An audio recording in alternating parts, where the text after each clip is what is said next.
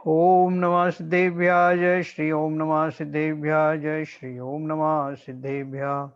मंगलम भगवान वीरो मंगलम गौतमो गणी मंगलम कुंद कुंदाद्यो जैन धर्मोस्तु मंगलम। सर्वमंगल मांगल्यम सर्वकल्याण कारकम प्रधानम सर्वधर्माणां जैनम जयतु शासनम। जैनम जयतु शासनम जैनम जयतु शासनम। तो हमारा टॉपिक चल रहा था, कल कुछ प्रश्न थे, वो प्रश्न अपन अभी लेंगे। इस बीच में मैं थोड़ा त्रस जीव के बारे में बता देता हूँ। कल अपन ने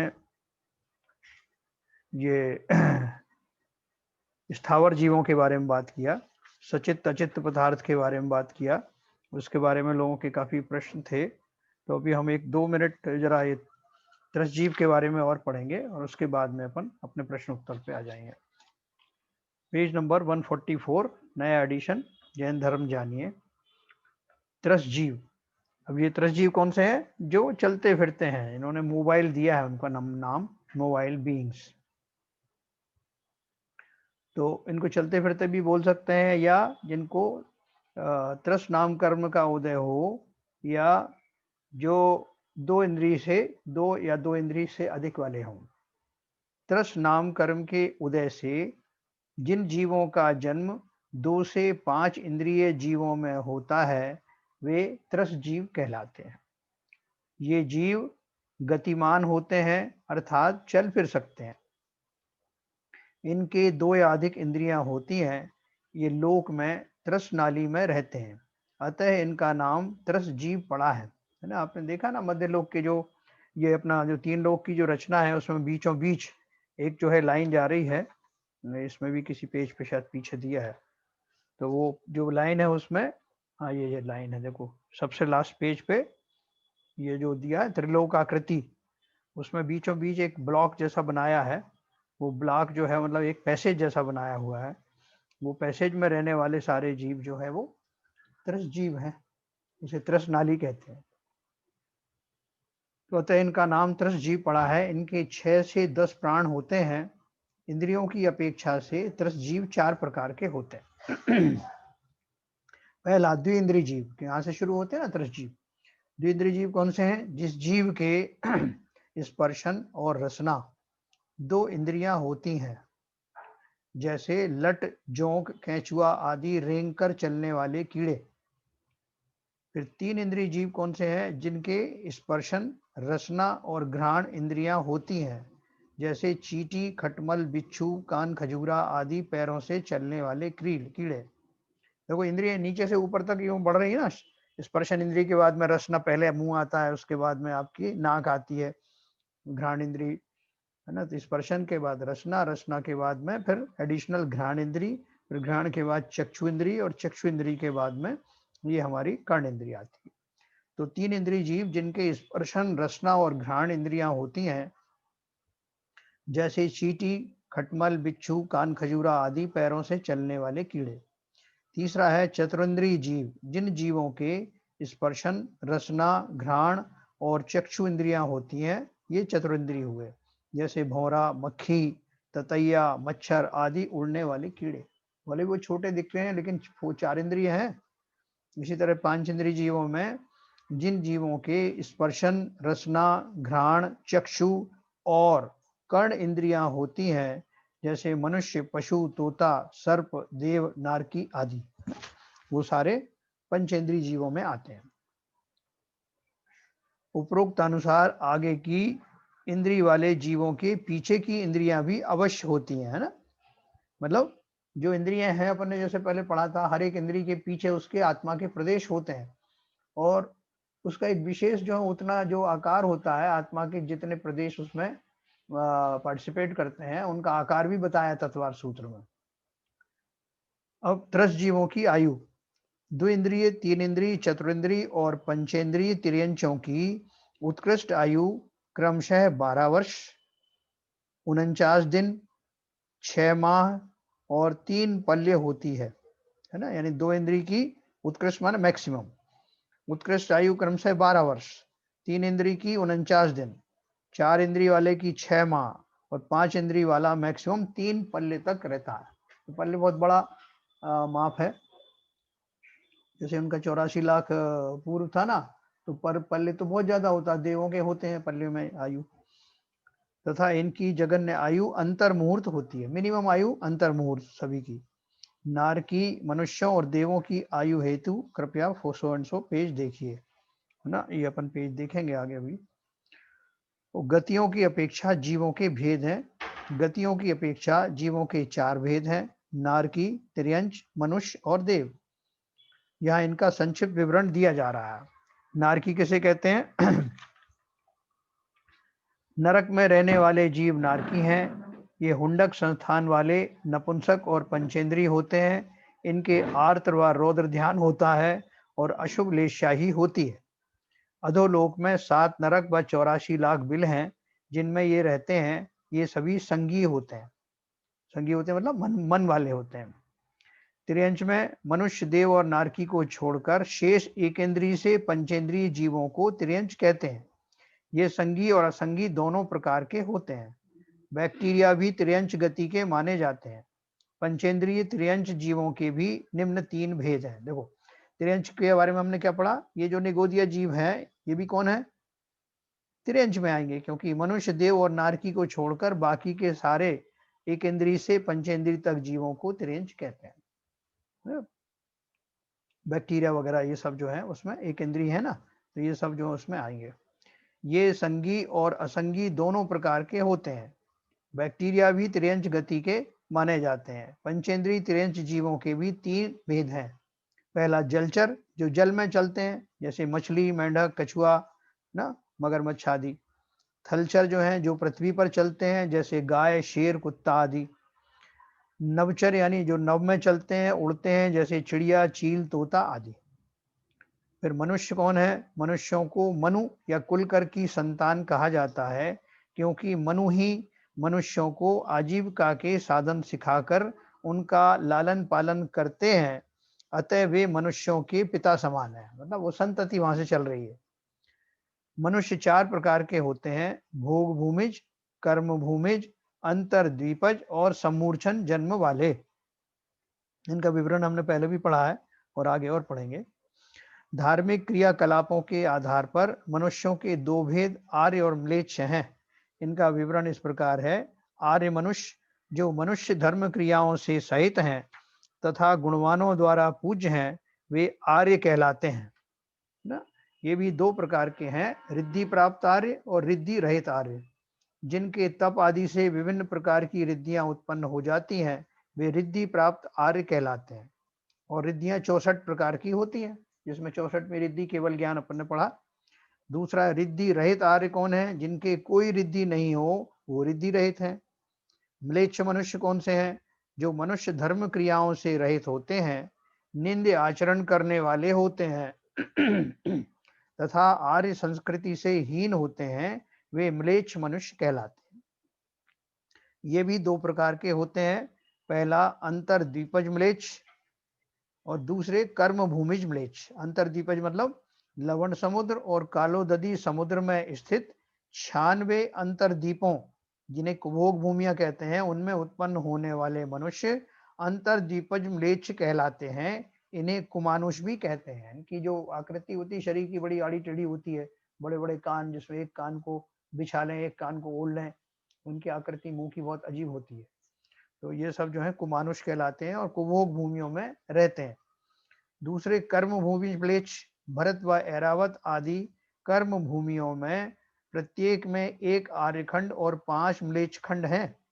इन म्लेच्छ खंडों में उत्पन्न होने वाले मनुष्य कर्म भूमिज म्लेच्छ कहलाते हैं।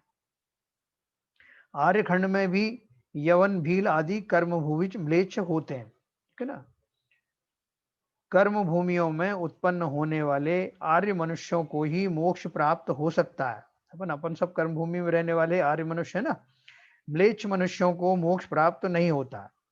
यदि म्लेच्छ मनुष्य आर्यखंड में आ जावे तो भी मोक्ष प्राप्त नहीं कर सकता है, क्योंकि वो संयम धारण नहीं कर सकते, और जबकि मनुष्य जो आर्यखंड वाले संयम धारण कर सकते हैं। मनुष्यों की उत्कृष्ट आयु 3 पल्ले अच्छा, इन्होंने लिखा है यदि म्लेच्छ मनुष्य आर्यखंड में आ जावे तो भी मोक्ष प्राप्त नहीं कर सकता है, वह संयम धारण कर सकता है। ओके। मनुष्यों की उत्कृष्ट आयु 3 पल्य और जघन्य आयु 1 अंतर मुहूर्त होती है। कर्म भूमिज मनुष्य की उत्कृष्ट आयु 1 पूर्व कोटि की होती है। जब अपन कोटि की बात करते हैं ना, 1 पूर्व कोटि। देव, देव किसे कहते हैं? देव शब्द का उपयोग अरहंत व सिद्ध भगवंतों के लिए भी किया जाता है, किंतु यहाँ पर देव शब्द का अर्थ देव गति में जन्म लेने वाले पंचेंद्रिय जीवों से है। ये देव 4 प्रकार के होते हैं: भवनवासी, व्यंतर, ज्योतिष्क और वैमानिक। इन चारों प्रकार के देवों के भी क्रमशः 10, 8, 5 और 2 भेद हैं। ये अपन आगे पढ़ेंगे। तो इस प्रकार से हमने संक्षेप में त्रस जीवों के बारे में थोड़ा सा पढ़ा। अभी बहुत ज़्यादा इकट्ठा ना हो जाए इसलिए मैं भी आपको अनम्यूट करता हूँ। तो अभी तक के जितने प्रश्न आए हैं वो आप हाँ पूछिए सर। अंकल एक क्वेश्चन है। हाँ जैसे अपन ने पढ़ा था काल, अवसर्पणी, उत्सर्पणी काल, दुष्मा दुष्मा, दुष्मा सुषमा। हाँ तो इसमें अपन ने मनुष्यों के बारे में पढ़ा था कि कितनी आयु जघन्य रहती है, मध्यम रहती है और क्या क्या खाते हैं। हाँ। तो त्रियंश के बारे में क्या होता है फिर? त्रियंश के आकार भी बड़ा होता है मनुष्यों की तरह? अच्छा, मतलब क्या होता है अंकल? हाँ बिल्कुल। वो तिरंशों का भी देखो चार्ट एक पूरा दिया है, उसमें तिरंशों का भी दिया है, मिल जाएगा आपको। लेकिन वो तो करस्पॉन्डिंग होता है ना, जैसे कि जो मनुष्यों की अवगाहना ज्यादा सभी शरीरों की जो अवगाहना है ना, वो थोड़ी करस्पॉन्डिंग उस हिसाब से होती है। ठीक है ना। और बताएं। ये त्रसजी में 6 से 10 प्राण लिखे हैं, ये क्या है? प्राण के बारे में अपन ने पढ़ा था ना, अपन ने प्राण के बारे में पहले भी पढ़ा था कि जैसे एक इंद्रिय एक इंद्रिय जीव है तो उसके प्राण 2 होते हैं, या है ना, ये इसमें भी लिखा है ना, देखो। हैं इसके बारे में मैं आपको विस्तार से बताऊंगा। अभी इसमें प्राण आने वाला है, प्राण आएगा तो पूरा अब सभी के प्राण कितने 10 कैसे होते हैं, इंद्रिया के कैसे होते हैं, मन बल, वचन बल, काय बल आदि के होते हैं ना, अपन पढ़ेंगे उनको। हाँ, और किसी का प्रश्न? अंकल क्या उत्सर्पणी उत्सर्पणी काल में मलेच्छ और आर्यखंड होते हैं? उत्सर्पणी अवसर्पणी काल में मलेच्छ खंड और आर्यखंड होते हैं? हाँ देखो, वहां पे जो है वो काल परिवर्तन कहाँ कहाँ होते हैं, एक तो मालूम होना चाहिए आपको ना, जो भरत क्षेत्र है और ये जो ऐरावत है, इन दोनों में ही काल परिवर्तन होता है, बाकी में काल परिवर्तन नहीं होता, पहली बात। दूसरा ये कि जो उनमें भी जो है आर्यखंड और जो म्लेच्छ खंड है ना, आर्यखंड और म्लेच्छ खंड है सभी में, उसमें इनमें भी है, भरत में भी है, ऐरावत में भी है। तो जो है काल परिवर्तन जो है कहीं होता है कहीं नहीं होता, भरत क्षेत्र ऐरावत क्षेत्र में ही होता है, ये अपन ने पढ़ा था ना। और बताएं। ये म्लेच्छ खंड का क्या है सब? वहाँ के जो मनुष्य हैं, हाँ क्या वो अभव्य कहला सकते हैं, या फिर नया जन्म नए लेके दूसरे रूप में कहीं भी और भी जैसा भी हो फिर मनुष्य बन सकते हैं नॉर्मल? हाँ बिल्कुल बन सकते हैं, बिल्कुल बन सकते हैं। ऐसा कहीं लिखने में नहीं आया कि वो म्लेच्छ जो है वो अभव्य जीव ही म्लेच्छ बनते हैं। नहीं, इसमें एक सेंटेंस आया था, म्लेच्छ मनुष्यों को मोक्ष नहीं होता है, यदि म्लेच्छ मनुष्य आर्य खंड में आ जाए तो। अब आर्य खंड में कैसे आ जाएगा? नहीं नहीं, पहले से सेंटेंस से पढ़िए, उसमें लिखा है कर्म भूमियों में उत्पन्न होने वाले आर्य मनुष्य को ही मोक्ष प्राप्त हो सकता है, म्लेच्छ मनुष्यों को मोक्ष प्राप्त नहीं होता है, मतलब उस पर्याय से नहीं होता, उस पर्टिकुलर नहीं, पर्याय से नहीं होता, लेकिन वो आ जाए तो वो उसका कंटिन्यूएशन। हाँ यदि म्लेच्छ मनुष्य आर्य खंड में आ जावे तो भी मोक्ष प्राप्त नहीं होता, इस हाँ। सेंटेंस तो का। ये इसका मतलब यही हुआ कि जब तक वो म्लेच्छ पर्याय में है, चाहे वो उसका स्थान बदल दिया जाए, क्षेत्र भी बदल दिया जाए, जब तक वो म्लेच्छ पर्याय में है तब तक उसे मोक्ष नहीं होता। एक तरह की पर्याय हो ये तो। पर्याय ही तो है, मनुष्यों की वैरायटी है। आर्यखंड में मलेच्छ पर्याय में जब है तो आर्यखंड में कैसे आ जाएंगे? नहीं, भरत चक्रवर्ती की म्लेच्छ खंड की पत्नी रानियां होती है ना। हाँ, 96,000 जो रानियां होती हैं उनमें बहुत सारी जो है मेजोरिटी जो है म्लेच्छ खंड की होती हैं। क्या रानियां? 32,000। 32,000। हाँ नहीं, 96,000 होती है ना इनकी, चक्रवर्ती की, ये चक्रवर्ती मलेच्छ की। खंड की होती है? काफी हाँ, काफी मलेच्छ खंड की भी काफी होती है। तो आर खंड में आ जाती है मलक्षण। हाँ, ये बोल रहे मतलब 32,000 मलेच्छ खंड की होती है। तो भाई साहब पर्याय की मलक्षण की होती है। पर्याय तो मनुष्य है। मनुष्य पर्याय का अर्थ क्या है? कोई ऐसे आड़े टेढ़े शरीर नहीं है उनके, सुंदर शरीर है, सब कुछ है, लेकिन वो धर्म से विमुख रहते हैं। धर्म से होते हैं, लेकिन अच्छा नहीं होता है। बस इतना ही है।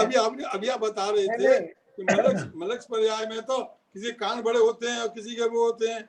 वो अंतर्दीपज म्लेच्छ, अंतर्दीपज म्लेच्छ देखिए, उसमें लिखा था मैंने, लवण समुद्र और कालोदधी समुद्र में स्थित 96 अंतर्दीपों यानी कुभोग भूमियों में उत्पन्न होने वाले मनुष्य अंतर्दीपज म्लेच्छ कहलाते हैं। ये उनकी बात नहीं हो रही। उनके होते हैं ये हाँ, उल्टे उनके। सीधे। हाँ, अच्छा, ये म्लेच्छ जो है इनकी तो रानियां जो है इनकी लड़कियों को वो ब्याह के लाते हैं, और किसी ने बताया कि ऐसा क्यों करते हैं। हाँ, इसमें लोगों ने एक बताया कि इसमें एक राजनीति होती है। वो राजनीति क्या होती है कि जब उनके दामाद बन जाते हैं तो कभी भी वो सिर नहीं उठा सकते। वो जो राजा उनके अगेंस्ट में कभी खड़े नहीं होंगे, जिनको वो जीत अच्छा। करके दिग्विजय करके आते हैं। तो इतनी रानियां वहां की लेके आते हैं कि वो राजा जो है वो राजाओं की होती हैं, तो वो हाँ, कभी भी उनके अगेंस्ट में खड़े नहीं होंगे कि दामाद राजा है, हमारी राजा हो गए ना वो। हाँ। तो इसलिए वो ऐसा किसी ने बताया किसी किताब में कि ऐसा उन्होंने, ये इसमें एक राजनीति भी है। ये रानियों मलक्ष रानी होती है, पहली बार पता लगा हमें। नहीं, वो म्लेच्छ कहने में आती है, मतलब ऐसा नहीं कि उनका शरीर वगैरह में कोई ऐसा दूषण हो, शरीर सुंदर होते हैं, सब कुछ है। देखो परिभाषा भी दी थी उन्होंने, परिभाषा में अपन ने पढ़ा ना। धर्म क्या रहते हैं? हाँ, अपन ने पहले ही पढ़ा। मनुष्य, आर्य मनुष्य और रिद्धि प्राप्त आर रिद्धि म्लेच्छ मनुष्य, जो मनुष्य धर्म क्रियाओं से रहित होते हैं, निंद आचरण करने वाले होते हैं तथा आर्य संस्कृति से हीन होते हैं। अब आपका नेक्स्ट क्वेश्चन आ सकता है कि ऐसी राजकुमारियों को लाते क्यों है जो धर्म से शून्य हो और जिनके आचरण निंद्य हो। अभी आप बहुत सारे लोग देखेंगे कि जैन कुल में बहुत सारी अजैन जो है बहुएं आ जाती हैं, लेकिन उनका अगर समय अच्छा है तो वो स्वयं को जैन बना लेती हैं, जैन पद में ढल जाती हैं।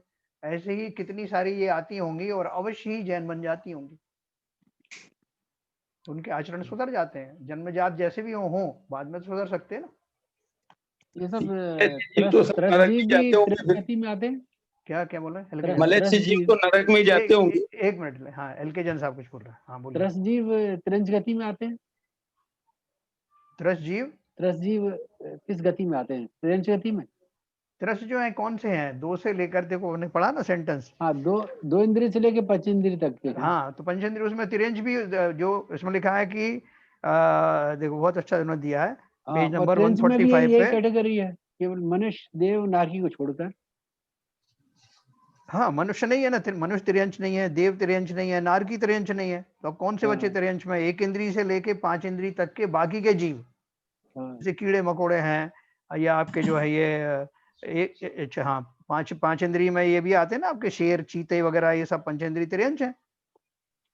तो इनको अलग कैटेगराइज क्यों किया जब ऑलरेडी ट्रेंच में आ रहे हो? तो तिरंज में ही तो रखा है उनको तिरंज, शेर वगैरह हैं या कीड़े मकोड़े, उनको तिरंज में ही रखा है। यहाँ क्या देखो सेंटेंस पढ़िए, मनुष्य देव और नारकी को छोड़कर शेष 1 इंद्रिय से पंचेंद्रिय जीवों को तिरंज कहते हैं। तिरंज की ये कैटेगरी है, इनमें ये एक्सेप्शन है ना। मनुष्य जो है जो पंचेंद्रिय है, देव पंचेंद्रिय है और नारकी पंचेंद्रिय है, तीनों को छोड़ दीजिए। जीव को अगर मैं तिरंज जीव बोलूं तो भी चलेगा?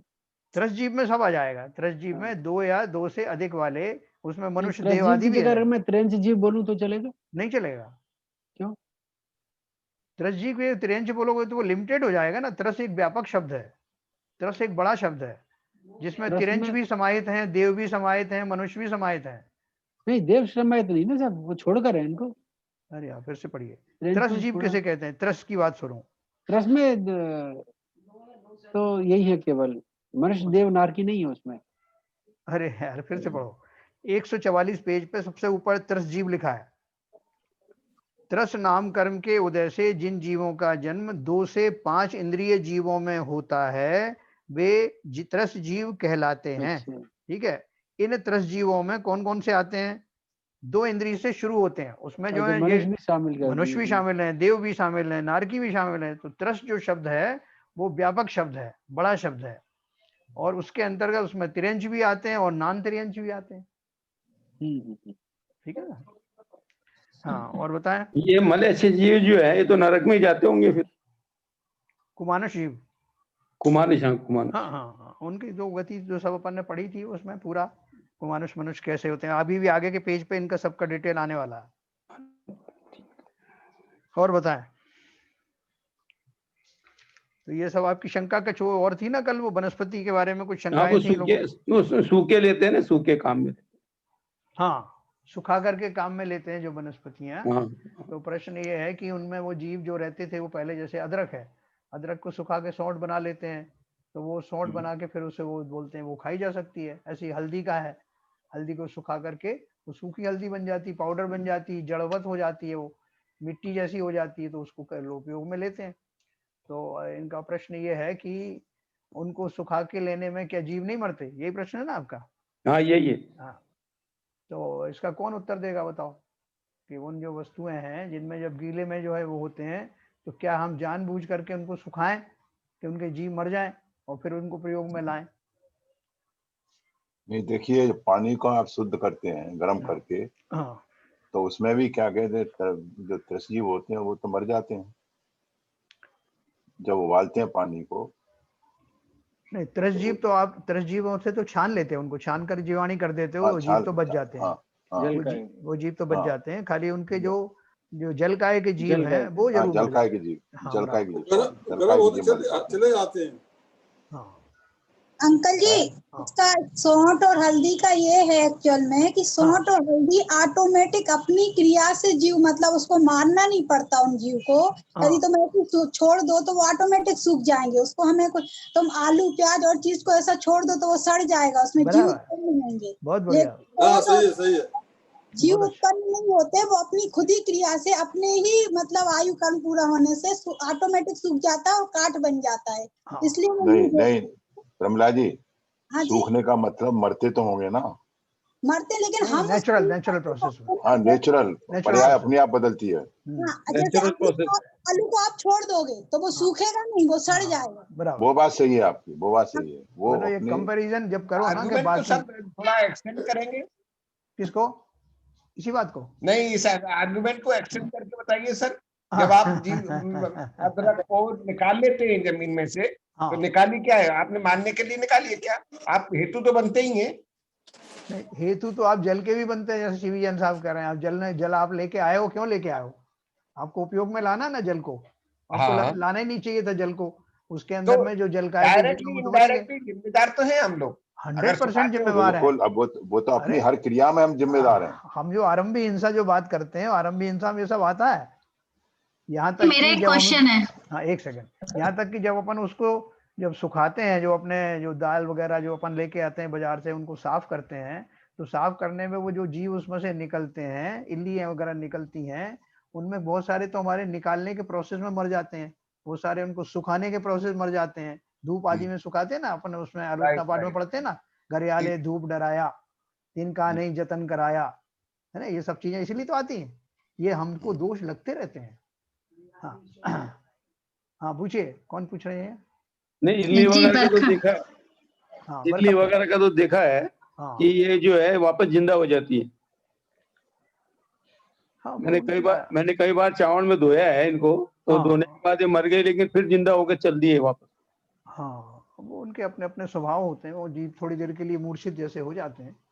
हाँ, बरखा पूछ रही थी, बरखा पूछिए। जी अंकल जी ये पूछ रही थी कि जैसे पानी में आपने बताया कि इतने जीवों की वो होती है हत्या, तो फिर हम लोग अभिषेक क्यों करते हैं, या फिर हम लोग पूजा में जो इस्तेमाल करते हैं पानी का, तो वो हम लोगों को करना नहीं चाहिए इस हिसाब से? तो नहीं, देखो ऐसा बरखा, बहुत सारी चीजें आपकी अनअवॉइडेबल हैं। जैसे आप आहार तो बनाते हो ना, भोजन सबके लिए बनाना ही पड़ता है, और पानी का उपयोग करते हो कि नहीं करते? तो उसमें अपन सावधानी क्या रखते हैं कि कम से कम पानी उपयोग में लाना।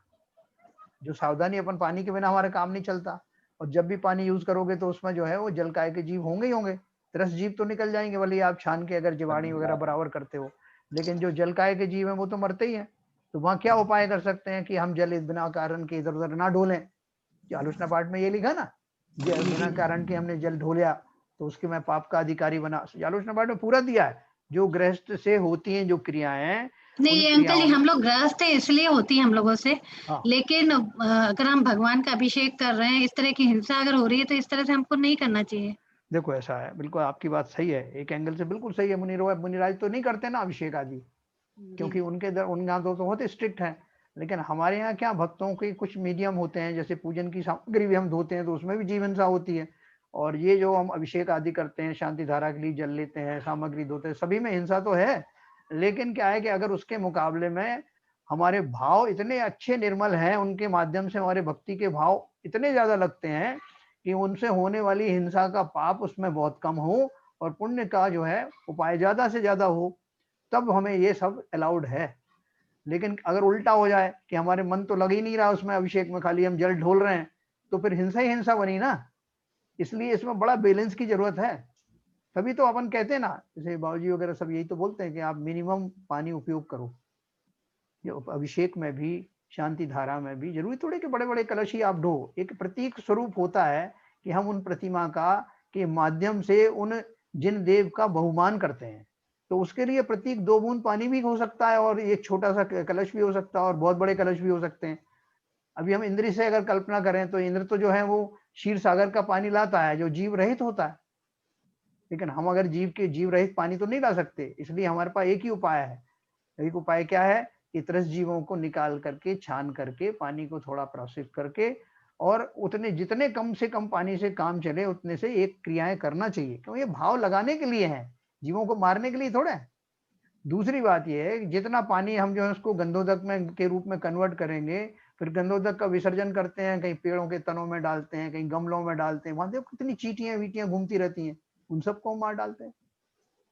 तो कहने का अर्थ क्या है, जैसे सभी लोगों ने बताया जो सब पूजन करने वाले हैं, कि कम से कम पानी का प्रयोग करें, जिससे इस तरह की हिंसा से बचाव भी हो और हमारे भक्ति के भाव भी बन जाए। चाहे भोजन बनाने में हो चाहे पूजन में, दोनों में हमें ये सावधानी रखना है। दूसरा अंकल जी, एक मिनट का पूरा हो जाएगा। हाँ बरखा और अंकल जी, आपने एक और कल बताया था कि टकरा कर जो पानी मतलब आता है वो भी शुद्ध होता है। कौन सा?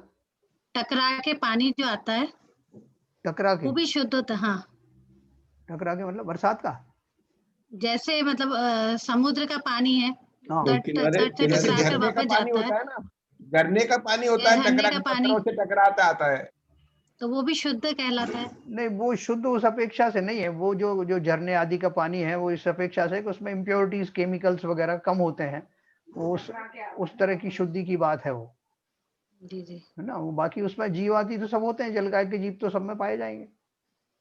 जी जी, यहाँ की कोई जल में ऐसी व्यवस्था नहीं है, क्षीर सागर के समुद्र जैसा किसी भी जल में ऐसा नहीं खूबी है कि उसमें जीव ना हो। देखो ये सब जो तुमने क्वेश्चन पूछा ये बहुत बड़ा क्वेश्चन है, लेकिन क्या इसमें बड़े विवाद हो जाते हैं कि अगर अपन बोले कम से कम पानी उपयोग करो अभिषेक में, तो बहुत सारे लोग इससे नाराज हो जाएंगे। इसी तरह से देखो, अब जो पंच कल्याणक वगैरह अपन करवाते हैं उनमें कितने सारे जीव मरते हैं यहाँ से वहां तक। पहले तो हाथी घोड़े चलते थे, अभी जो है गाड़ियां चलती हैं अपनी, और लोगों का मूवमेंट होता है कितना सारा, विशाल होता है, यज्ञ होते हैं, हवन होते हैं, ये सब होता है। लेकिन उनको हम जस्टिफाई ऐसे कर देते हैं कि भाई ऐसा है कि ये तो हमारी क्रियाओं में आता है, अब वो जीवों को जो हो रहा है वो हम क्या कर सकते हैं, ऐसे बहुत सारे लोग कहते हैं। लेकिन अगर आपके भक्ति के भाव उतने निर्मल हैं कि जितनी मात्रा में आपको हिंसा हो रही है उससे कई गुना आपका जो है अच्छे भाव बन रहे हैं, तब तो फिर भी कम घाटे का सौदा नहीं है। लेकिन अगर उल्टा हो रहा है कि भाव तो बन नहीं रहे और आप क्रियाएं करे जा रहे हो, तो हिंसा ही लगेगी, कि आप कैसे भी देखो लॉजिकली। अंकल जी, महाराज जी लोग ये बोलते हैं हम इन सब चीजों में तो बोलने लगते हिंसा होती, लेकिन जब हमारे जो ये घरेलू ये जो सामाजिक कार्य रहते हैं उनमें फिर हम नहीं देखते कि उसमें हिंसा होती है। धार्मिक कार्यों में तो हम देखने लगते हैं, देखो तो वही फर्क पड़ता है। देखो प्रमिला, ऐसा है कि ये तो सिद्धांत है, ये हमने आपने किसी ने बनाया नहीं कि ये हिंसाएं कहाँ कहाँ होती हैं। इससे तो हमारी भावना जुड़ जाए, भले ही हम उसको जस्टिफाई कर दें, लेकिन सिद्धांत अपनी जगह पर है। मैंने खाली आपको सिद्धांत बताया है, बाकी सबको अपने अपने भाव के हिसाब से सोचना है कि क्या करना चाहिए। सिद्धांत ऐसे ही मिलेगा आपको, किसी भी किताब में देखोगे। और ये जो आपको 5 स्थावर जीव हैं, यदि अपन इनका सोचे तो ये तो त्याग हो भी, इनके बिना तो जीवन भी नहीं है ना। हाँ, ये तो बताया मैंने आपको, ये मैंने बताया कि मिनिमम आप सांस लेते हो, पंखे आदि भी चलाते हैं, इधर से उधर मूवमेंट होता है, और भोजन बनाते हैं, पानी पीते हैं, इन सब में हिंसा तो है ही ना, तो गृहस्थों की हिंसा तो है ही, उनसे बच नहीं सकता। आरंभी हिंसा से, एक मिनट, आरंभी हिंसा से आप बच नहीं सकते, लेकिन उसमें आप क्या कर सकते हो कि कम से कम उसका उपयोग करें। जैसे नहाने के लिए है तो आप 2-2 4-4 बाल्टियों से नहाने के बजाय आप आधी बाल्टी से भी अगर नहा सकते हैं तो वो बहुत अच्छा है। और इसी तरह से रसोई बनाने में हम पानी यूं ही फेंक देते हैं, जो पानी धोया हमने, गिलास वगैरह धोए, तो पानी को हम कहीं और उपयोग में कर सकते हैं, जैसे पेड़ों में डाल सकते हैं, हम उसको फेंक देते हैं, फिर फ्रेश पानी लेते हैं उनके लिए।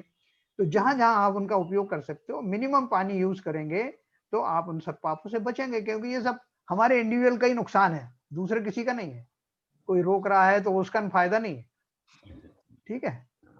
हाँ, प्रारंभिक हिंसा में तो हिंसा होनी है साहब। हाँ बराबर। हाँ, सीबी जन साहब पूछ रहे थे। नहीं, आप जो बता रहे थे कि अभिषेक और सांधारा अभिषेक करते हैं जी, तो कम से कम पानी का प्रयोग करना चाहिए। हाँ, फिर भी हम रूटीन में एक बार अभिषेक कर लिया, फिर 2 बार अभिषेक कर रखते हैं, तीसरी बार अभिषेक करते हैं। एक कलश का तो छोड़ो, 3-3 बार अभिषेक करते हैं, जबकि हम बार बार हम पढ़ते हैं अपने शास्त्रों में कि भाई एक बार अभिषेक कर लिया कम से कम पानी से, फिर भी हम ये समझते हैं कि 3 बार अभिषेक करने से ज्यादा पुण्य मिलेगा। बराबर। तो ये बाबूजी बताएंगे संक्षेप में, उनको बहुत अच्छा एक्सपीरियंस है इस बात का। हाँ बाबूजी बताइए, कितनी बार अभिषेक करें तो जो है ज्यादा पुण्य लगे? देखो जी, मेरे हिसाब से तो मैं तो जानता हूँ कि ये अपने विवेक पर निर्भर है। जिन क्रियाओं में हिंसा हो रही है वो आप समझ रहे हैं कि हिंसा हो भी रही है, फिर भी आप जबरदस्ती उसी क्रिया को करते जा रहे हैं, तो आप हिंसा से बच नहीं सकते। अब हम स्वाध्याय में ये समझ रहे हैं कि पानी के ज्यादा प्रयोग करने से हिंसा हो रही है, और जान गए हैं सब स्वाध्यायी। उसके बाद भी स्वाध्यायी अगर भगवान के ऊपर जा करके कलशा डालते हैं 3-3-4 बार, तो समझ लो वो पूर्ण रूप से हिंसा ही कर रहे हैं। उन लोगों से तो अच्छे जो नहीं जानते, वो तो केवल एक भक्ति भाव में ही है लगे हुए हैं, जितना पानी डालेंगे उतनी हमको जो है फायदा होगा।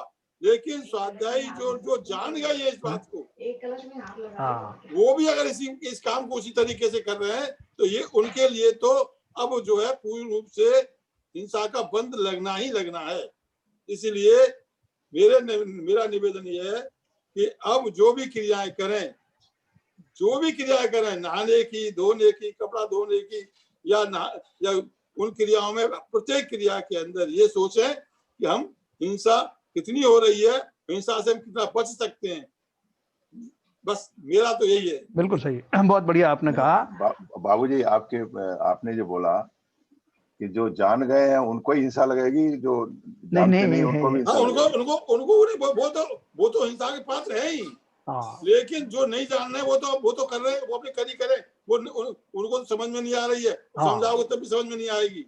लेकिन अपने भाव तो बचाओ, अपने आप को तो बचाओ। मतलब उनको तो अज्ञान का दोष लग रहा है, यहाँ तो संकल्प हिंसा हो रही है, आप जानबूझ करके कर रहे हैं। अंतर ये है, यस सर। यहाँ संकल्प हिंसा हो रही है, वहाँ पर संकल्प हिंसा नहीं हो रही है। हिंसा तो हो ही रही है दोनों। हिंसा हो रही है। देखो बहुत सारी जगह इसलिए एक परिपाटी चालू की उन्होंने कि जैसे अभी शांति धारा का एक बड़ा सा कलश है, तो उसमें 2-3 लोग मिलके हाथ लगा देते हैं, क्योंकि भावना जोड़ना है ना, पानी से भगवान को थोड़ी कोई मतलब है। तो वो भावना जोड़ने से एक ही कलश के माध्यम से उतना ही जल बाहर जाएगा, उतनी हिंसा होगी, और 4-5 लोगों के भक्ति के भाव एक साथ उसमें पूरे हो जाएंगे। ऐसा लोगों ने बहुत शुरू किया बहुत जगह।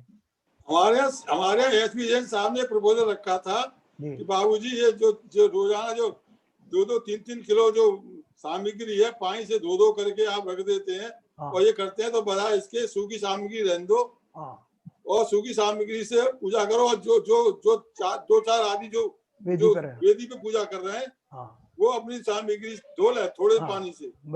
इस बात को लेकर के एविजन के खिलाफ हो गए लोग। अरे साहब, तुम तो दुनिया भर की बात, और जबकि इतनी हिंसा हुई थी उस समय, कितनी हिंसा हुई थी हमारे संत नवाज में, बोरियां रखी थी, और जाने कितनी हिंसा पे हिंसा हुई, कितने जीव मरते हैं उसमें, जो सड़ जाता है वो इतना अनाज जो है। तो बराबर है। किसको समझाओगे, किसको नहीं समझाओगे भाई साहब, ये बिल्कुल सही बात। वो तो आज भी जितनी द्रव्य पूजा की निकलती है, और पर्टिकुलरली बरसात के मौसम में इतनी हालत खराब होती है कि बदबू आती है उसमें। वो कीड़े रेंगते हुए नजर आते हैं, वो कीड़े रंगते हुए, क्या मरे हुए कीड़े उसमें आते हैं, और उसको हम बेच देते हैं। अब जो जो लोग उसको क्या कहते हैं उसका भक्षण करते हैं या उपयोग करते हैं या जिस रेस्टोरेंट में उसका उपयोग होता है, तो ये तो हिंसा हो ही रही है वहाँ पे। हाँ, वो हमको खिलाते हैं, वो सब बिल्कुल बना के उसका जो है ना सब। हाँ, तो वो तो और मल्टीप्लाई हो रहा है। हाँ, उसके दोषी हम ही है, दोषी हम ही है, ये नहीं है कोई दूसरा नहीं दोषी है। सही बात है। तो सब मैंने जैसे आगरा में देखा था कि जैसा आप बता रहे थे ना, वेदी के बाद जो लोग करते हैं पूजा, वही केवल गीली सामग्री से करते हैं। हाँ, ज्यादातर जगह हमने देखा है। जैसे मंदिरों में ऐसी व्यवस्था है के जनसा, बहुत मंदिरों में ऐसी व्यवस्था है। हाँ, नहीं, हम लोग बचपन में लगातार मंदिर जाते थे तो ऐसी सूख सामग्री से करते थे। दूर रहते थे हम लोग एक्चुअली। अधिकतर मंदिरों में हमारे इस मंदिर में ये ऐसा दिखाई देता है, पूरा का पूरा रख दिया तो बना करके थालियां फिर बेकार में। अब तो व्यवस्था दूसरी है, अब तो कोरोना की वजह से व्यवस्था बदली हुई है, लेकिन पूर्व व्यवस्था की बात कर रहा हूँ। कोई ये न कहे कि इस तरह की व्यवस्था है। पूर्व व्यवस्था में तो थालियां रखी है और फिर वो उसमें चली जाती है, वेस्टेज ऑफ सामग्री। पहले तो लोग घर से अपने सामग्री लेके आते थे, उसका अलग जो है भाव होता था। अपने घर से स्वच्छ वस्त्र पहन के, स्वच्छ सामग्री ला करके, और फिर जब घर से लाते हैं तो वो थोड़ी सी लाते हैं, और जब मंदिर से ढेर चढ़ाते हैं, और कितनी सामग्री फिर धुलती है, कितना जल उसमें खर्च होता है, कितनी जो है जीवों की हिंसा होती है, ये सब नहीं समझ। इसलिए व्यवस्थापकों को ही ये सोचना चाहिए, जैसे बाबूजी ने सजेशन दिया है वो बेस्ट है। तो वेदी पे खड़े हो, खाली उतनी सामग्री धो करके, यही मेरा कहना है, सामग्री भी कम सब बनेगी। बदलाव को शुरू करें ना एक्चुअली, जब ये ज्ञान में आए। जैसे अभी आपने कहा कि अगर ज्ञान में जो चीज आ गई फिर भी हम कर रहे हैं, तो ये बहुत बड़ा पाप है, संकल्प हिंसा है, मजबूरी है ना। देखो ये प्रवचन में थोड़ी डिसाइड हो सकता है, ये तो ट्रस्ट मैनेजमेंट मीटिंग में डिसाइड करे। मैनेजमेंट के सामने इसमें प्रवचनों में भी काफी ट्रस्टी हैं। हाँ, और इसका संज्ञान लेके इससे अगर इतना भी हम सीख नहीं ले सकते हैं तो 9 महीने से प्रवचन सुनने का क्या मतलब है? सही बात है, बिल्कुल सही है। अंकल जी, इस बात को ना व्रतों में आप बोलेंगे तो ज्यादा असर होगा, क्योंकि लोग ज्यादा सुनने वाले। यहाँ तक कि हम ही 15 लोग हैं जो सुन रहे हैं और समझ रहे हैं। नहीं बेटा, किसी को नहीं समझने लगते। पहले ट्रस्ट की मीटिंग में ये निर्णय होगा ट्रस्ट की तरफ से, फिर बताया जाएगा तो सब उसका अनुपालन करेंगे।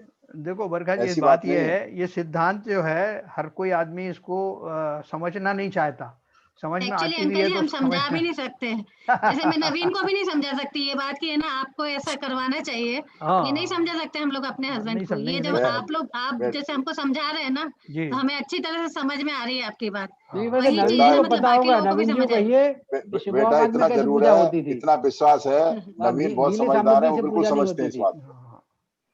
तो मैं कह सकता हूँ इस बात। मंदिर में गीली सामग्री से पूजा हो रही है, गीली हर 50-60 थाली तो हम लगाते थे मंदिर में कोरोना के पहले। आज मामा जी तो आए नहीं है, मामा जी लाइन पर नहीं है आज।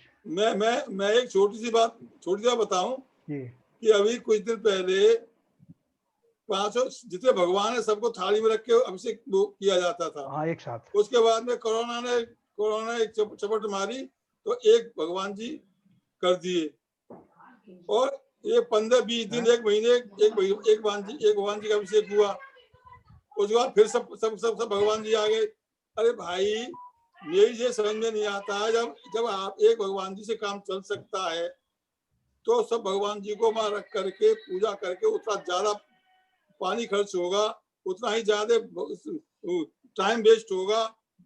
और भाई, और भगवान जी को केवल नंबर से एक भगवान जी को रोजाना अभिषेक करा लो, बाकी को सूखे कपड़े से पहुंच दो, क्या परेशानी?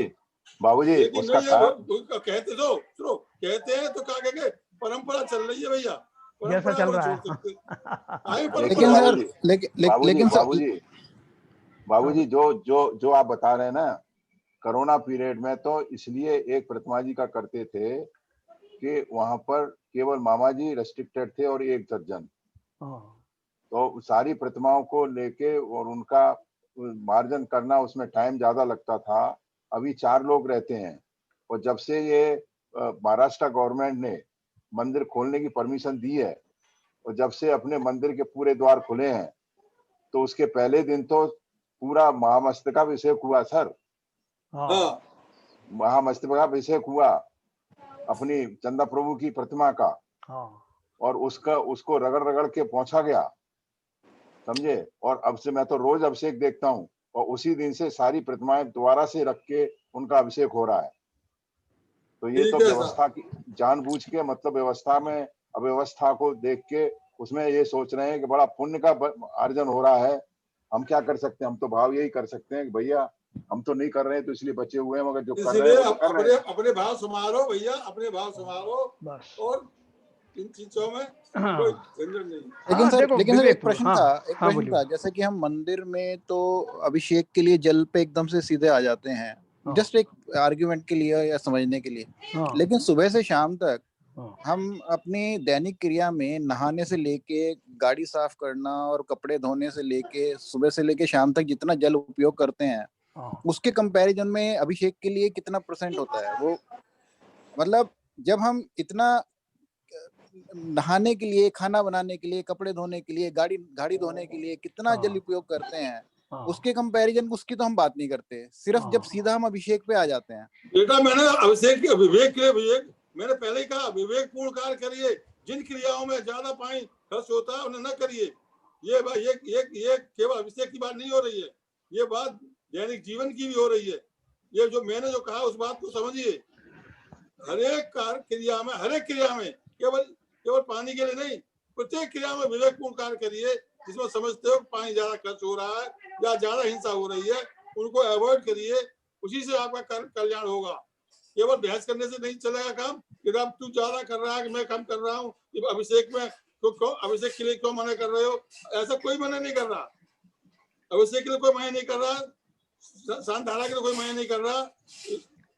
केवल बात यह है कि आपके भाव अगर लगते हैं अभिषेक करके करने में तो खूब करिए, बड़े शौक से करिए, लेकिन समझिए कहाँ हिंसा हो रही है, कहाँ हिंसा नहीं हो रही है, हम कितना बच सकते हैं, कितना नहीं बच सकते हैं, आपको वो निर्भर करता है। कोई ये नहीं कह रहा कि अभिषेक में ही क्यों बात कर रहे हो, अभिषेक में पूजा करते हो तो आप पानी की बात करते हो और बाकी दैनिक क्रिया नहीं करते। मैं इसका उत्तर देता हूँ बाबू, आपने बहुत सही बता दिया। देखो क्या है कि विपुल का कहना सही है कि जब हम कंपेयर करते हैं कि इतना सारा पानी और इतना सारी चीजें हम और जगह लगा रहे हैं तो थोड़ा सा और सही, तो उसमें क्या फर्क है? देखो फर्क ये है कि ये सब हमारी जो गृहस्थी के जीवन में होने वाले कार्य हैं, जिनमें हिंसा से आप बच नहीं सकते हो ना। भोजन आदि बनाना है, भोजन गैस भी अपन कई बार जलाते हैं, कई बार गैस चलती है, बार बार जो है चूल्हा बुझ जाता है, फिर नया जलाते हैं, इतनी बार अपन उसको अग्नि को प्रज्वलित करते हैं। लेकिन जब धर्म के मार्ग में जब मैं दीपक जलाता हूँ तो एक दीपक से भी काम चल सकता है। मैं अगर जो है 1 लाख दीपक लगा करके और उसकी जो भक्ति भाव करूं, तो जैसे किसी ने किया था एक बार समय शिखर जी में, 1 लाख दीपक जलाए थे पूरी पहाड़ी के ऊपर, और कितने जीव ओपन स्काई से आकर के बड़े बड़े जीव, त्रस जीव मरे हुए पाए गए। सवेरे 1 लाख दीपों के आसपास देखोगे तो करोड़ों अरबों जीव मरे हुए पाए गए। महावीर जी में हुआ था 1 लाख 8,000। तो धर्म के मार्ग में इस तरह की हिंसा बिल्कुल अलाउड नहीं।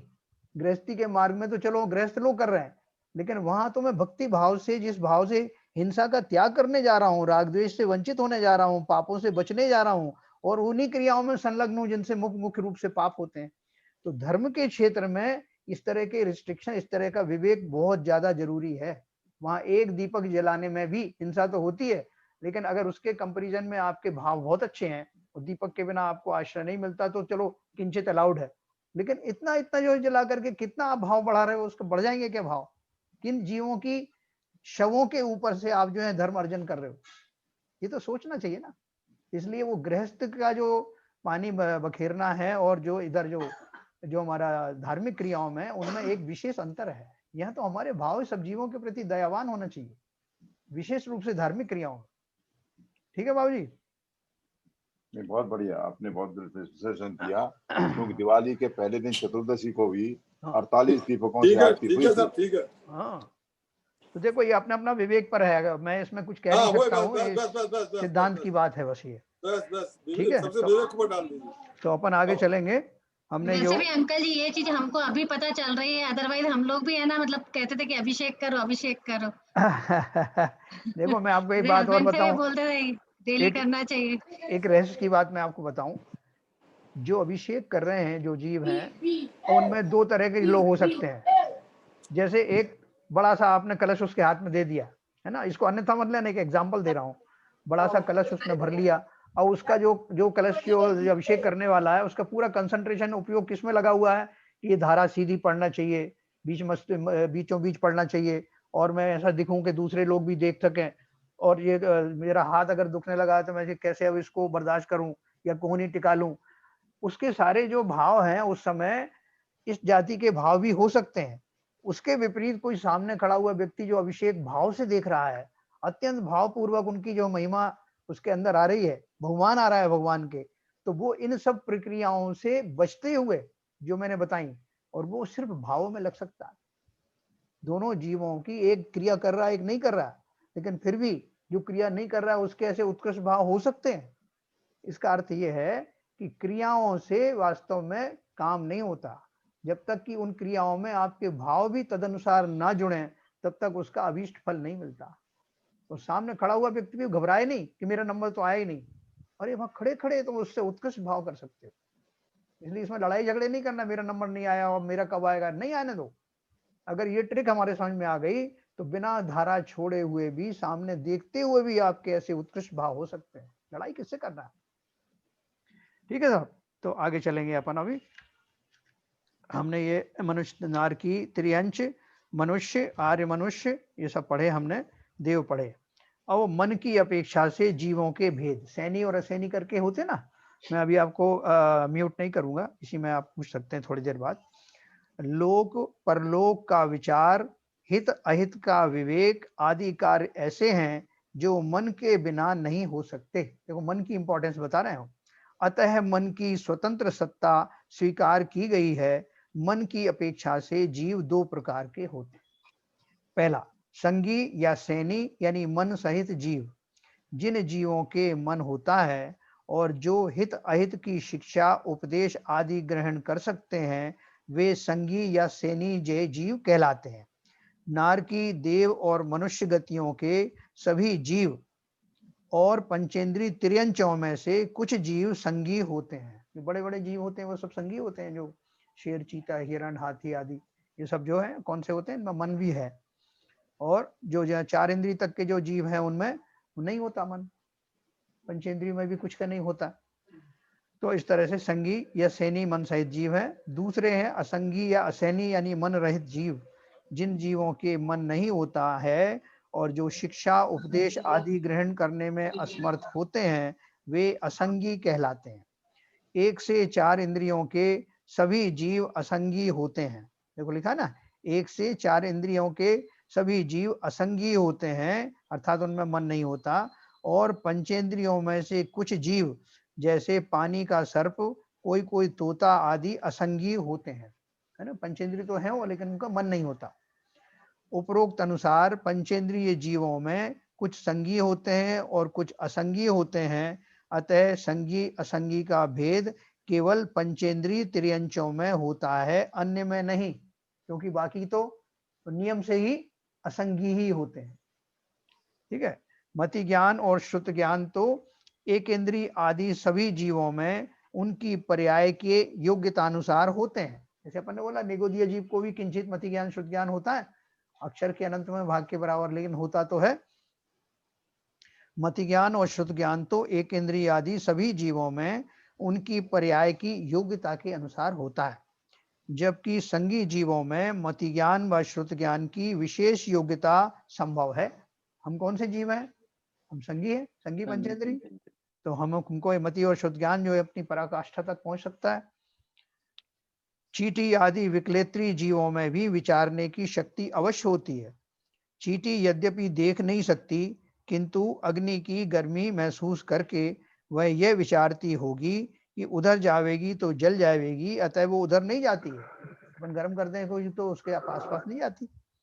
इस प्रकार वह अपना हित अहित विचार सकती है। यह विचारणा शक्ति सामान्य कही जाती है, जो सामान्य रूप से जीवों में पाई जाती है। उस अन्य प्रकार की विशेष शक्ति शिक्षा ग्रहण करने संबंधी है, जैसे तोता है, मैना है, उनको अपन ट्रेन कर देते हैं ना, कबूतर है, कुत्ता है, पशु है, उनमें विशेष पाई जाती है और उनको और फर्दर ट्रेन भी कर दिया जाता है।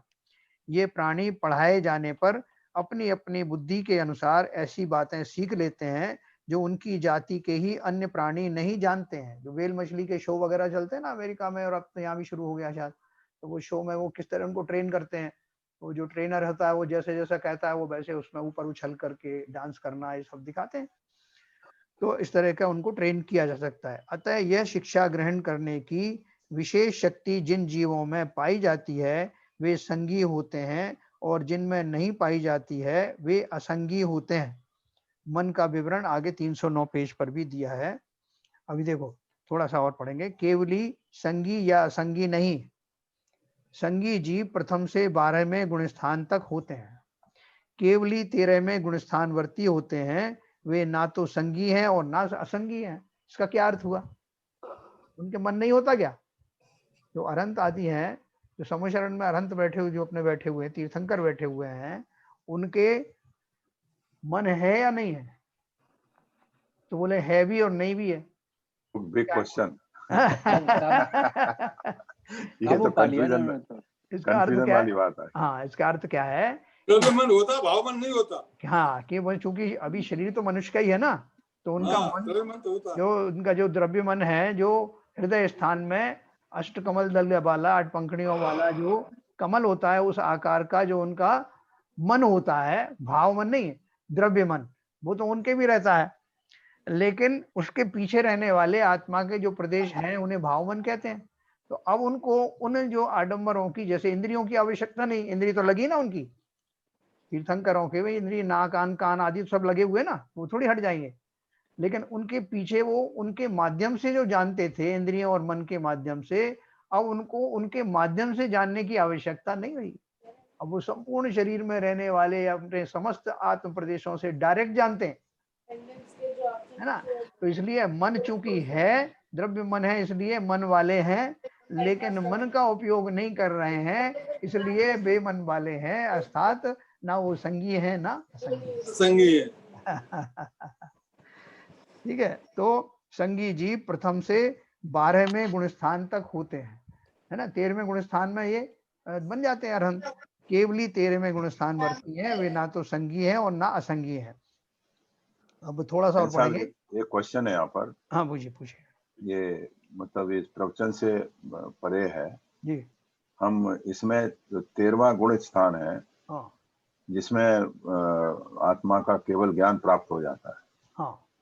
तो 13वां शब्द इतना यहाँ शुभ है। हाँ। और नॉर्मल नॉमेनक्लेचर में 13 को हम अशुभ मानते हैं। हाँ, उस दिन अपन ने डिस्कस किया था ना, ये 13वें गुणस्थान में अरहंत हो जाते हैं, और वो जो और क्या क्या था, अपन ने उस दिन सारा वो डिस्कस किया था ना। नहीं, वो तो बात सही है। मेरा नाती पैदा हुआ था 13 तारीख को, तो उनके नाती सबको याद है, और ये 13पंथी भी हैं। नहीं, मैं इन जनरल बात कर रहा हूँ बाबूजी। आपके नाती तो मतलब पैदा 13 तारीख को तो पैदा, ऐसा नहीं है कि संसार में 13 तारीख को ट्रेन नहीं चलती हो, या जब इंसान जीव जन्म नहीं देखा हो। अपन ने डिस्कस किया था ना। देखो ना 13 अशुभ है, ना जो है जो ये क्या बोलते हैं अमावस्या अशुभ है, कि हमारे तो महावीर स्वामी अमावस्या के दिन ही उनको निर्वाण हुआ। बताइए, है ना। कितने सारे उनके हैं अमावस्या के दिन जिनके जो से कल्याणक होते हैं। तो ये सब भ्रांतियां हैं। किसी के घर कुछ अशुभ हो गया उस दिन तो उन्होंने उसको कह दिया नहीं साहब ये नहीं करना, मेंटलिटी बन जाती है भाई साहब। अब शनिवार का भी अपन ने पढ़ा था, बहुत सारे लोग बोलते हैं शनिवार को लोहा नहीं लाना चाहिए, है। और बहुत सारे लोग लोहा लेते रहते हैं एक दूसरे से, शनिवार को भी लेते हैं। लोहा लेने का समझते हैं मुकाबला करना, मुहावरा है। और ट्रेन चलती हैं लोग शनिवार के दिन, कौन सी ट्रेन बंद हो जाती है? पड़वा गबन न कीजिए जो सोने की हो। पड़वा को भी ट्रेन बंद रहती है, गबन तो होता ही है। लेकिन क्या है, लोगों के किसी के यहाँ कुछ हो जाता है ना, तो वो उससे जोड़ देते हैं। और किसी के यहाँ बुध से काम, बुध के दिन अच्छा काम होता है, बोलते हैं बुध तो शुद्ध है, बुध को कोई भी काम कर लो, है ना। तो ये सब जो है लोगों के लिए लोक व्यवहार में कुछ अपनी अपनी जो इवेंट्स हुई हैं उसके अनुसार लोगों ने ऐसे भ्रम कर ली है। तो इनसे बचना चाहिए जितना बच सकते हैं। तो भाई साहब एक बात बताओ, ये परंपरागत बातें हैं जो हमारी अनादिकाल से चली आ रही है संस्कृति, उनके अंदर हम फंसे पड़े हैं, और या हमारे जो पूर्वज बताते हैं उनसे। लेकिन एक बात बताओ, इनके अंदर क्या कोई तत्व है, सत्यता है, या किसी कि जैसे वो ना वो कहते हैं कि वो दिशा देखने वाले या वो घड़ी वो देखने वाले, इनसे इनका तो असर होता है, वो तो वास्तविकता तो है कुछ ना कुछ। देखो ऐसा है, उन सब में बात ये है कि शकुन का हमारे यहाँ भी चलता है, शकुन देख करके काम करते हैं, शकुन आता है, बुरे शकुन भी होते हैं, हाँ वो लक्षण होते हैं। देखो सबसे बढ़िया बात क्या है कि जब जैसे होना होता है उस हिसाब से शकुन भी प्रकट होते हैं। जैसे रामचंद्र जी जब वो युद्ध में उनको बुला लिया गया था, रावण ने नकली जो आवाज लगा करके राम और लक्ष्मण दोनों को सीता से दूर कर दिया था, तो और सीता का हरण हो गया, तो जब वो वापस उन्होंने कुटिया की तरफ प्रस्थान किया तो रास्ते में उनको जो है ना बिल्ली ने रास्ता काटा और उल्लू बोल रहे थे, बहुत सारे अपशकुन जो लिखे हुए हैं ना वो सब हुए, तो उससे उनका जो है दिल एकदम घबराया कि जरूर कुछ ना कुछ अशुभ जरूर हुआ है।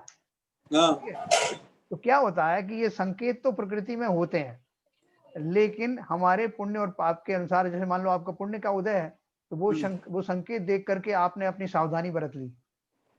अगर पुण्य है और वो घटना नहीं होनी है तो ही आपको निशकुन से आप थोड़ा बोले लोगे, लेसन लोगे, लेकिन अगर वो घटना होनी ही है और आपको उससे कोई लेसन लेना नहीं है तो आपका पाप का उदय है तो आप चले जाओगे।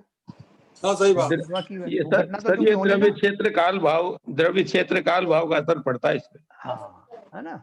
देखो मैं अभी आपको वैसे आप देखिए जितने भी धार्मिक शुभ कार्य भी होते हैं, चाहे पंचकल्याण हो, विधान हो, वो भी मुहूर्त निकाल के ही होता है। हाँ नहीं देखो शुभ तो वो मुहूर्त का तो अपना इम्पोर्टेंस है। हाँ वही मैं कह रहा था। देखो अभी उसमें मुहूर्त का इम्पोर्टेंस तो है, उसके अलावा भी कुछ चीजें होती हैं, जैसे रामचंद्र जी का बहुत अच्छा मुहूर्त निकाला गया था राज्याभिषेक का दूसरे दिन का, और बेस्ट ज्योतिषियों ने जो उस समय के राज्य में श्रेष्ठ ज्योतिषी थे उन्होंने निकाले, लेकिन दूसरे दिन उनको क्या हुआ था, वनवास हो गया था, है ना। तो इसका बहुत लंबी चौड़ी चर्चा है, अपन कभी करेंगे। इसमें मैं चलते चलते एक बात सिर्फ आपको बताना चाहता हूँ, ये जो सेनी पंचेंद्री की जो अपन ने बात चली है कि मन वाले जीव ही जो है धर्म आदि कर सकते हैं, मन वाले जीव ही जो है वो उत्कृष्ट साधनाएं कर सकते हैं, तो बेमन वाले क्यों नहीं कर सकते। इसका मतलब मन के कारण ये हुआ है। ये मन के प्राप्त होने का अर्थ ये है कि जिन जीवों को मन प्राप्त हुआ है उनके ज्ञान की दशा, ज्ञान का लेवल ऐसा हो सकता है कि वो इस तरह के संयम आदि धारण कर सकते हैं, मोक्ष जा सकते हैं। वो मन से कनेक्शन क्या है, वो ऐसा निमित्त नैमित्तिक संबंध है कि जिन जीवों के उस लेवल के भाव होते हैं उनके मन होता है। अपन किसी को मन लगा दें और उसका मन ना लगे, आप समझे, मैंने द्रव्य मन लगा दिया और उसका मन भाव वैसे नहीं हुए तो वो नहीं प्राप्त कर सकता। तो यहाँ एक निमित्त नैमित्तिक संबंध ये भी एक है कि जिन जीवों को मोक्ष होता है उसी भाव से उनके उत्तम संगनन होते हैं, लेकिन उत्तम संगनन ने उन्हें मोक्ष नहीं पहुंचाया, उनके होते हैं ये बात अलग है। इसी तरह से वो मन ने उनको मोक्ष नहीं पहुंचाया, लेकिन जो मन वाले जो जीव हैं उनका ज्ञान का उगाड़ इतना होता है, इस लेवल का हो सकता है कि वही मोक्ष का जतन कर सकते हैं। ठीक है, तो ये हम जो है, और कल आपको किसी को कोई प्रश्न हो इस बारे में अपन चर्चा कर सकते हैं। अभी समय हो गया और प्रश्न बहुत अच्छा टॉपिक है ये, और चलेंगे काफी दिन तक, तो इनमें बहुत सारे प्रश्न उठेंगे, सब पूछिए इसमें। चलिए जिनवाणी स्तुति करेंगे।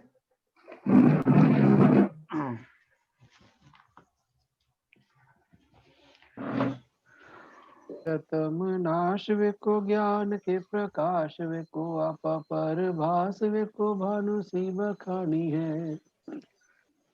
छहु द्रव्य जान वे को बंध विधि भान वे को सो पर पिछान वे को परम प्रमानी है। अनुभव बताए वे को जीव के जताए वे को काहू न सताए वे को भवे और आनी है। जहाँ तहाँ तार वे को पार के उतार वे को सुख विस्तार वे को यही जिनवाणी है। हे जिनवाणी भारती तोय जपूदन रैन, जो तेरी शरण गए सो पावे सुख चैन। जिनवाणी के ज्ञान से सूझे लोकालो, तो वाणी मस्तक नमो सदा देते हैं धो, सदा देते हैं धो। जिनवाणी माता की जय।